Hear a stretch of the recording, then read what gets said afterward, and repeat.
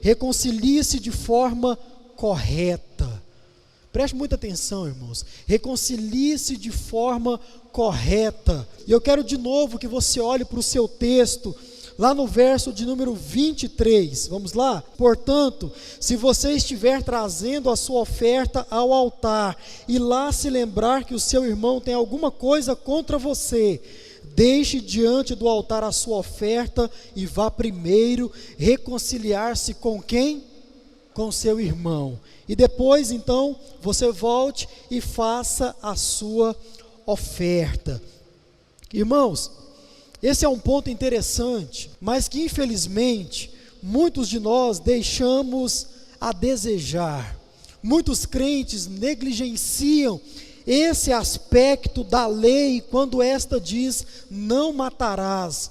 Reconciliar-se de forma correta é algo que nós vemos muito pouco acontecer no nosso dia a dia, nos nossos relacionamentos quebrados. E a palavra de Deus, ela nos orienta hoje: reconcilie-se de forma correta, porque esta é a palavra de Deus ao meu e ao seu coração. Aqui Jesus, ele chama a atenção para aquelas ocasiões, irmãos, que nós tentamos consertar um erro que nós fizemos contra uma pessoa, contra um semelhante, contra um indivíduo, com outras boas obras. Jesus chama a minha e a sua atenção para isso. Olha só, meu discípulo, você não deve consertar um erro fazendo uma outra coisa boa. Você deve consertar o erro consertando o próprio erro. Por isso a palavra de Deus nos adverte: reconcilie-se de forma correta. Você não nutre sentimento de ódio pelo seu irmão, amém por isso, mas isso não é tudo. Você precisa ir até ele e se reconciliar. Pedir perdão, se humilhar. Meu irmão, eu errei perante você, me perdoe. Eu estou aqui para reatar os nossos laços, eu estou aqui para reatar o nosso relacionamento. Por quê? Porque a palavra de Deus me ensina que eu não devo consertar um erro fazendo outras coisas boas. Irmãos, nós podemos cair no erro de querer fazer, ou até mesmo, no caso de alguns, continuar fazendo certos sacrifícios cerimoniais, para que assim nós então possamos tentar encobrir uma falha moral nossa contra o nosso semelhante. E se você se lembra daquilo que nós estamos ensinando aqui a partir do Sermão do Monte, você vai ver que os fariseus e os escribas eram mestres nessas questões. Eles tinham os seus rituais, eram homens cheios de cerimônias, eram homens que cumpriam à risca, a partir do seu entendimento, a letra da lei ou a lei de Deus, e fazendo isso diziam: está tudo bem entre mim e o Senhor. Tá, e aquilo que você cometeu contra o seu irmão? Não, isso é secundário. Eu estou fazendo a minha parte no templo, eu estou exercendo a minha função, então está tudo bem. Sacrifícios cerimoniais na tentativa de encobrir uma falha moral. Irmãos, quantas vezes, infelizmente, nós temos negligenciado o mandamento de não matarás na sua totalidade, quando o Senhor nos diz: exercer esse mandamento significa se reconciliar de forma correta com o seu semelhante, se reconciliar de forma correta com aquele que foi ofendido no passado, com aquele que foi objeto do seu pecado no passado. Não basta apenas não nutrir sentimentos rancorosos no coração, você precisa se reconciliar.